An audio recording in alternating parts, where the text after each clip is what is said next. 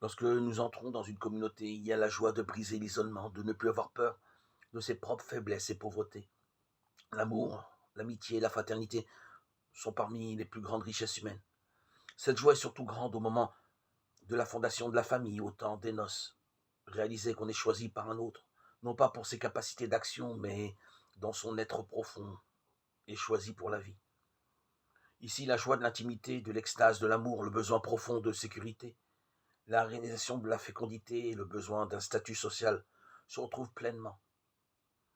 Les noces sont le signe du bonheur humain. En même temps, cette première communauté humaine, surtout à notre époque, est si fragile. Le contexte social le fait que souvent les deux époux travaillent avec beaucoup de fatigue et de stress. L'évolution humaine et psychologique de l'un et de l'autre, le manque de soutien pour le couple, rendent leur vie en commun parfois très difficile. Après un certain temps, les difficultés apparaissent. L'autre n'est pas comme on le pensait.